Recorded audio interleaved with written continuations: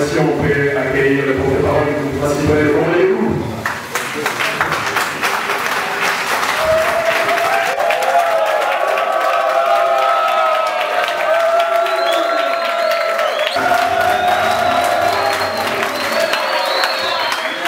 Congolais Téléma.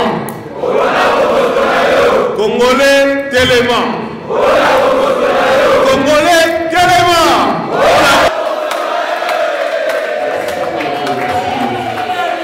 La salle du centre Nganda dans la commune de Kitambo a servi de cadre à la clôture de l'assaut lancé par le mouvement Les Congolais Debout afin de conscientiser les jeunes de 4 coins de la capitale Kinshasa.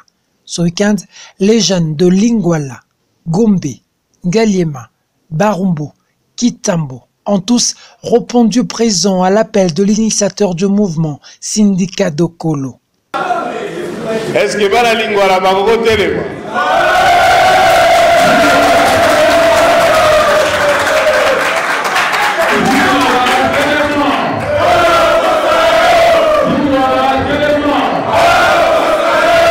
Mapoko makasi pour la vallée.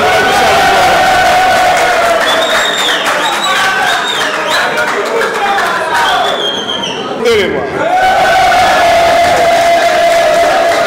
Ngaliema Téléma. Ngaliema Téléma. Ngaliema Téléma. Mapoko makasi pour la vallée Ngaliema.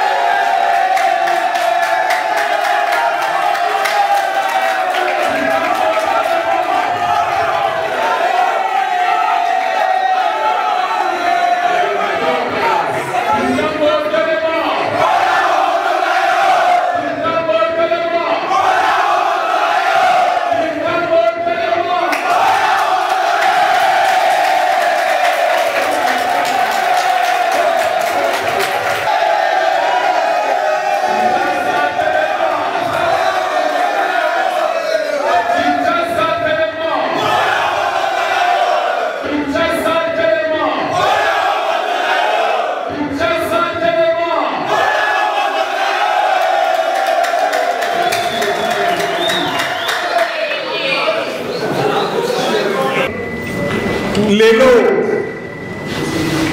tozo koba musala bapesa kibiso na initiateur ya mouvement na biso Syndicat Dokolo. Esika azali lelo ayebisa kinga ndenge na kokutana na babase na biso ya Lukunga. Donc initiateur ya mouvement na biso Syndicat Dokolo atindela kinga malobana pesa bino lelo na tongo eza pona ye esengo mingi ya komona tangu nyonso botiki misala na bino makambu ndike ya tina ya motu ya bokowayi kosala lelo kasi bopesi tango po tokutana na ndenge bondimaki lolaka to apel na ye ya kosangana biso nyonso totelema mpona bomoto na biso tobunda mpona mboka na biso totelema mpona démocratie alternance bonsomi liberté na kati ya mboka totelemela mpe topekisa mosala ya dictature na yango vraiment apesaki merci mingi. Commencer dans la sérénité, en pleine activité, dans un endroit clos. Des individus prétendant être de services de sécurité débarquent et perturbent la manifestation. Qu'est-ce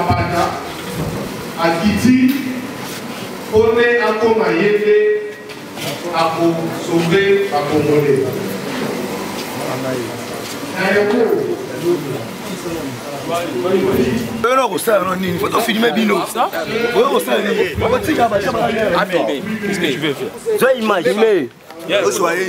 Bafuta ko $1000. Bafuta ko na mboka. Bafuta ko combien? Bafuta ko combien? Bato kunda pa mboka.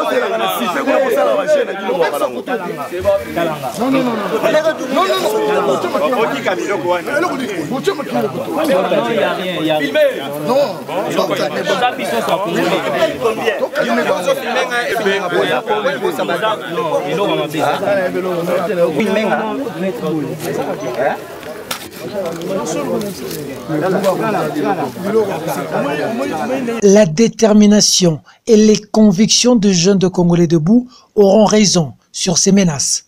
Tous à l'unisson avec le porte-parole ont dit non à ce prétendant agent malgré la présence de la police et s'y sont farouchement opposés. L'activité s'est poursuivie normalement. Comme à l'accoutumée, Hervé Diakessé réveille les esprits.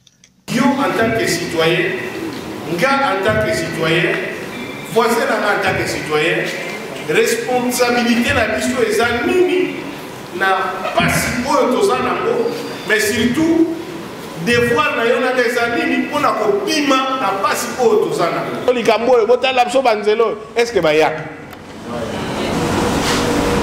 Parce que bamesana komona biso ba congolais ya kofukama. Alors ndeko syndicat dokolo na oyo etalaki ye azofanda na étranger, azofanda na Angola, amonaki ba ndeko na biso na mobudu esalamangi na Kasai na bato akamwi na sapo, bato ebele bakotaki kuna, bana mitie mikolo bamususu bakata makolo bakata maboko, bana babimi bango moko ba famille baboma masolo babetelaki ye esalaki ye vraiment pasi. Aye komona ke niveau ya lubwaku tokoti eza tel que tokoki lisusu kotika makambo eleka boye te. Yango wana likanisi azwaki alobi lisolo ezali te to bunda po mutu akoma président. Lisolo eza te to bunda po mutu akoma premier ministre. Poso elaki bongo neto sali parti politique. Mais lisolo ezali est-ce que biso nyonso ba congolais tokoki lisu ko sepela que chaque jour bolamuki obi o kuna na beni babomi bato. Ezo lobela so rien. Bato bakati bango na machette. Et lobela biso so rien. Oh bakoteli bato chaque jour ou bien boye ego salaga baye bakangi mutu na misu na mino akei.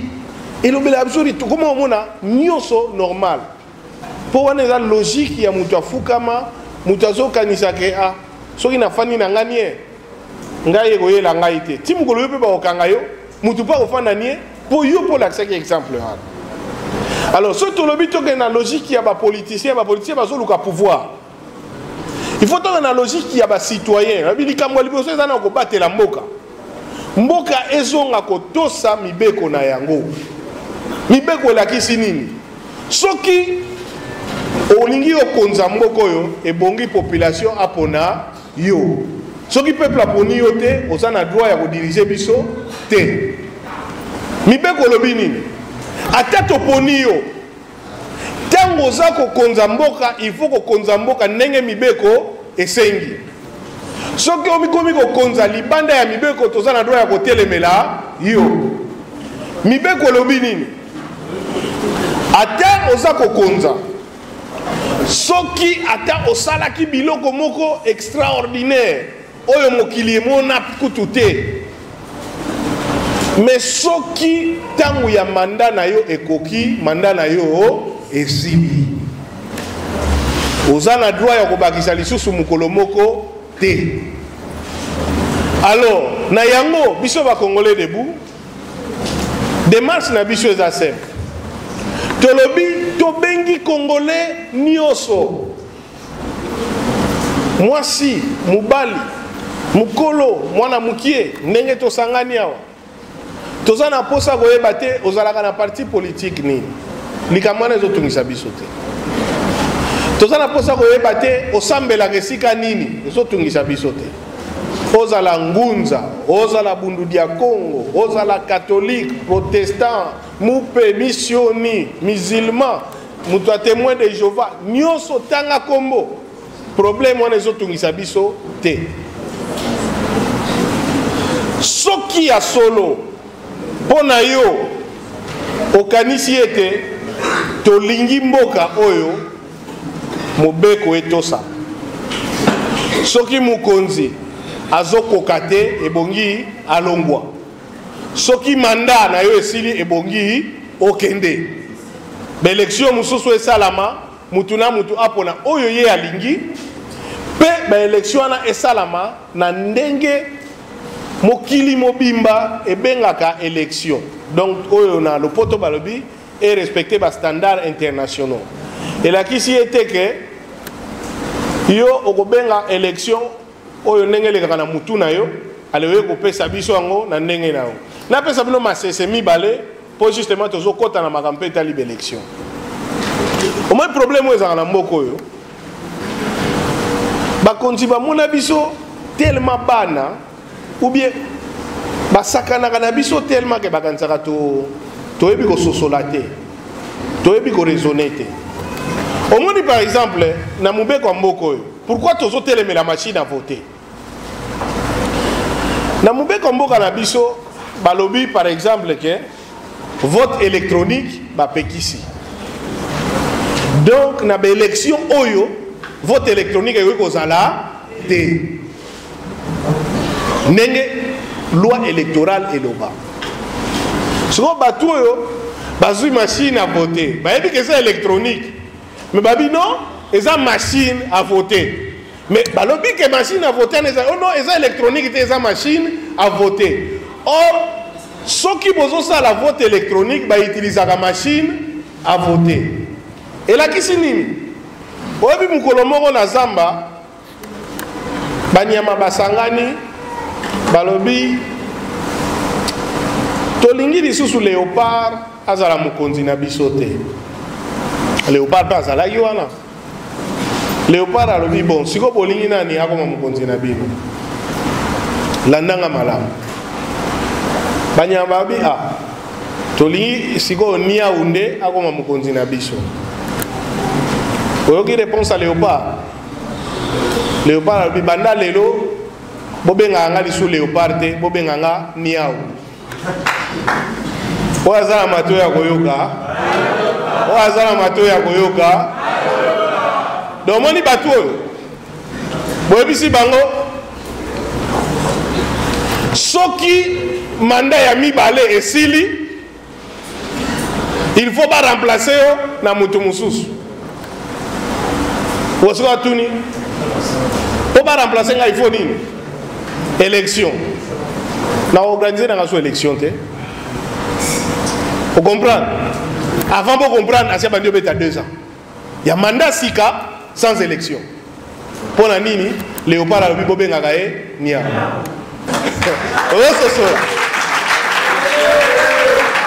Présent, Maître Arsène Katolo, l'un des cadres du mouvement, donne ici la position de la structure en rapport avec les élections.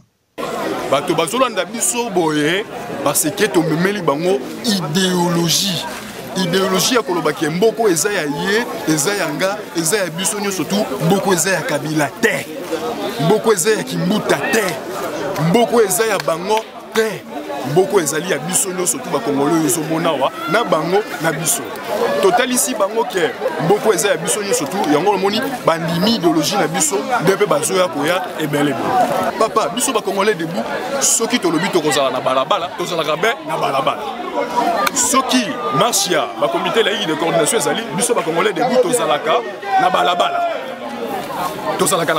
donc soki baorganize baélection 23 décembre ote tolobi transition sans Kabila pe tokosala bamoyen nyonso to esengi mpona monsieur Kabila alongwa na pouvoir et d'ailleurs tout le monde le sait l'actuel chef d'État ce n'est qu'un chef d'État de fait donc écoutez biso ba mécanisme belete il y a droit te ekozaka ba mécanisme aussi de fait c'est-à-dire descendre sur la rue réclamer le départ imminent de monsieur Joseph Kabila jusqu'à ce que nous aurons notre gain de cause. Les participants n'ont pas manqué de vider leur carquois. Le message clé aujourd'hui était que nous jeunes aujourd'hui, Et nous devons nous mettre debout pour, n'est-ce pas, faire barrage au régime en place qui a confisqué déjà les pouvoirs, qui ne veut pas les confisquer, mais qui l'a déjà confisqué. Et nous devons ensemble, dans ce mouvement du Congolais debout, nous lever pour dire stop à ce régime qui ne cesse de terroriser ce peuple. Notre réaction le 23 décembre, l'élection est que Salama si balongo les machines à voter. Parce que to boy na moté moko machine à voter. Alors ce que machine à voter exact, quand l'élection est que Salama, la transparence, la démocratie nyonso, la liberté nyonso na yabo. Ce que biloko na misa to exact, ba voter ko Salama, il faut que to passe par une transition. Pour la mboka na ngai na bang. Hein? Ozomo la bi LCD. Les Congolais debout. Babito télé. C'est comme mon télé makabanga. Ça aussi télé mieux au banga né. Maman a besoin de l'intérêt. Intérêt nini pour la mboka la ngai. Ah kuti za makaba politique, c'est ça la politique n'est pas bien là n'était. Dans la intérêt ni. Na za no to ça bénévole. Tozo ya biso mo to foot ba transport, biso mo to zo ba transport na biso. C'est quoi d'ailleurs qu'on a volé. Na zo na pona école na na télé mi pona école na.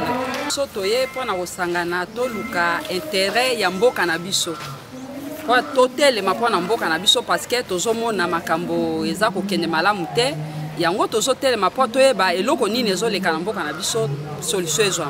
Mama bino bozana mandoki te. Bozana bambeli te. Bozana machete te boko telemela moto azana mandoki. Mais pouvoir eza un peuple. Pouvoir eza un peuple, pouvoir eza un munduki te. Mais na kati ya mboka o peuple azana droit koloba te. Peuple azana droit koloba te yango wana biso siko to telemi po peuple ayeba droit na ye. Ayeba ndenga koloba. Une montée en puissance qui ne peut que satisfaire le porte-parole du mouvement. En satisfaction, parce que partout où nous partons, nous sentons l'intérêt de nos militants qui sont désireux d'avoir les informations sur la position des Congolais en ce qui concerne ce qui se prépare comme processus électoral, mais surtout clairement les exigences d'alternance et d'évolution de notre pays vers un État que nous voulons, un État de droit, un État qui est redevable vis-à-vis de ses citoyens. Et nous sentons que tout ce que nos militants demandent, c'est un échange constant jusqu'à la base pour qu'ils soient en mesure de relayer ces messages et d'être prêts, les cas échéants, à obéir à tout mot d'ordre visant justement l'exigence de démocratie, de liberté, d'alternance dans notre pays. Maître Hervé, en fait l'actualité l'oblige, l'opposition s'est rassemblée pour une candidature unique. Vous, en tant que porte-parole du mouvement citoyen Les Congolais debout, comment vous faites cette mouvement? Écoutez, nous, tout ce qui leur permet de fonctionner librement, d'élaborer leur stratégie, nous ne pouvons qu'applaudir. C'est-à-dire que ce soit l'opposition ou même que ce soit le camp au pouvoir. Ils peuvent aussi choisir leur candidat et se rassembler librement. Tant que le peuple exprimera librement son choix et que ce soit ce choix-là qui sera issu des urnes, ben, il n'y a aucun problème. C'est juste l'essence de notre combat, que les gens se rencontrent, se rassemblent librement et décident de qui ils veulent comme candidat. Ça ne nous dérange pas. Bien au contraire, nous encourageons. Merci. C'est moi qui vous remercie. Rappelons que pendant toute leur campagne de sensibilisation, le mouvement Le Congolais debout reste solidaire aux activistes de Filimbi, toujours incarcérés jusqu'à ce jour, ainsi qu'à toutes les victimes des marches appelées par le CLC.